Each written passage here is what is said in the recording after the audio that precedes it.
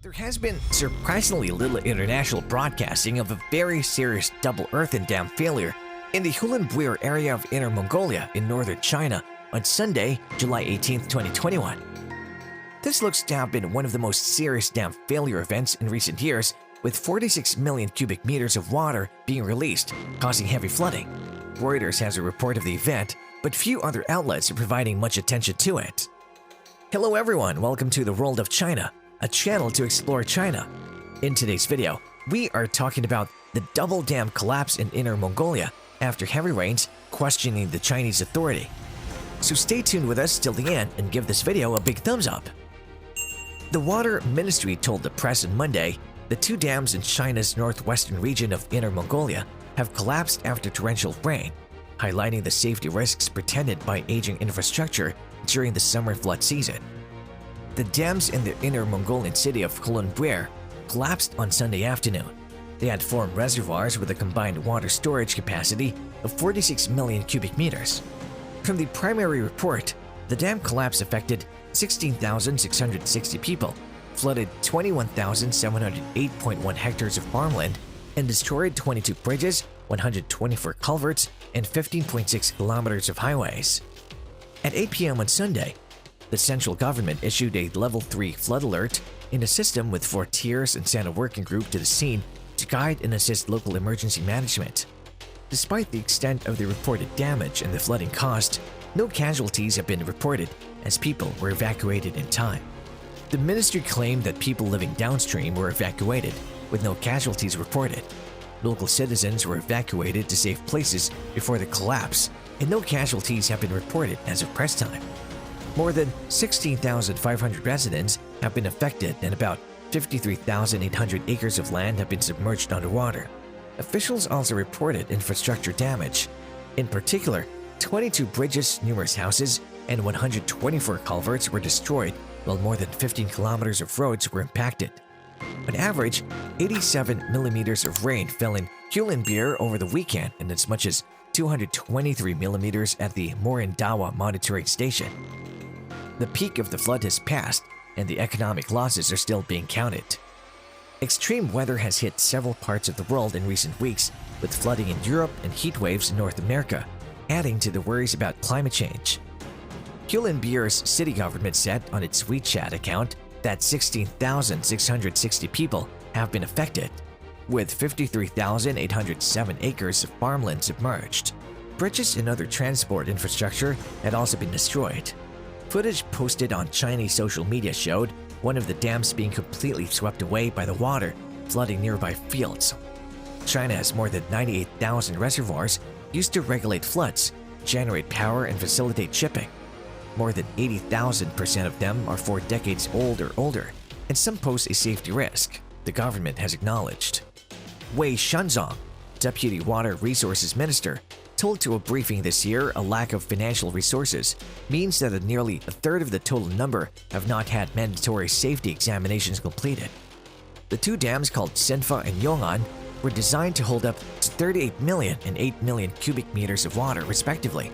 They were mainly used for irrigation and flood control. Certain repair works had been conducted to reinforce them 5 years ago. The failures were associated with increased rainfall that struck the region the previous days. Both dams were breached and subsequently collapsed as the water flow of the river Yumen increased. According to China's Ministry of Water Resources, Hulunbuir and Morindawa monitoring stations received 87 and 223 millimeters of rain, respectively, during the July 17 and 18, 2021. AGU suggests that the Yong'an Dam collapsed first due to the impact of intense downpour releasing a large amount of water that overtopped the Sinfa Dam, leading to its failure and inundating the surrounding region. Stunning footage has been released showing the breach of the dams and the torrent of the regions downstream. Yi Xiaokai, 24, grew up in a village near the dams and now works outside the province. The 24-year-old told the press that, according to his relatives, floodwaters have receded, but roads are blocked with debris and crops are still underwater. China's government has invested significantly to strengthen its roughly 94,000 small-sized dams in recent years, fearing that the decades-old structures will collapse during the country's rainy summers, which, under the effects of climate change, are predicted to cause more river flooding. Last summer, China experienced its most severe flooding since 1998, triggering a similar dam collapse in the southwestern Guangxi Shuang Autonomous Region. In December, the government earmarked 100 billion yuan or $15.4 billion to repair at-risk dams in the next 5 years. Heavy rains continued in the region on Monday, with local weather monitoring services expecting more rainfall in the coming days. Continuous rainfall also submerged parts of Beijing over the weekend, urging the closure of one submerged subway station. A report released last week warned that China will face growing climate hazards brought on by hot summers and wetter rainy months. Now the question is how big this dam integrity problem is. The answer is it seems like a massive one. China has more than 98,000 dams, and government officials have accepted that more efforts must be made to ensure the safety of these structures. Beijing has allocated almost $24 billion to reinforce 2,800 large and medium-sized reservoirs and 69,000 small ones. But if we think that only China is on the hit list, we're wrong. The risk is not limited to China.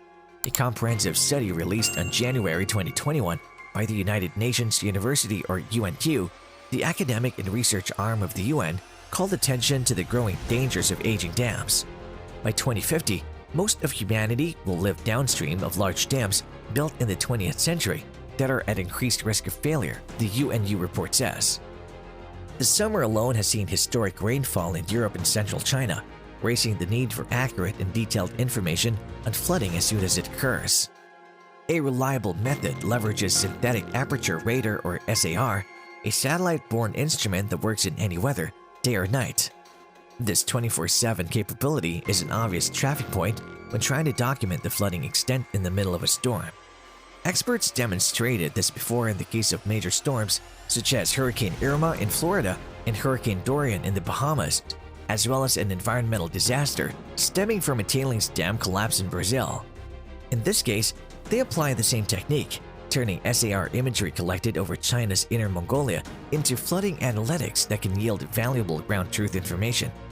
As mentioned, an SAR-based approach is necessary given the time constraints and weather conditions related to this event. Another option, optical satellite imagery, is ineffective in this case because of cloud coverage and/or lack of daylight. The optical satellite image below was taken over the same area 2 days after the collapse, and clouds still obstruct the view, making this approach infeasible. Also, the SAR data can be used to create a detailed flood map that can be used to support emergency service response, and insurance companies can use this information to assess claims and improve their modeling of flood zones around the world. In the SAR-based map below, we illustrate the areas where flooding occurred, overlay information on population centers, and summarize the sequence of events that began with historic rainfall in the region, resulting in the collapse of the Yong'an Dam and Sinfa Dam. Well, that's all for today. Thanks for watching this video. If you've enjoyed this video, then give this video a big thumbs up and share it. For more exciting videos, subscribe to this channel and hit the bell icon. I'll be back with another exciting video soon. Till then, check out our channel for more exciting videos and stay tuned. Check out China's biggest flood of the last 42 years in Shaanxi. The link is in the description below.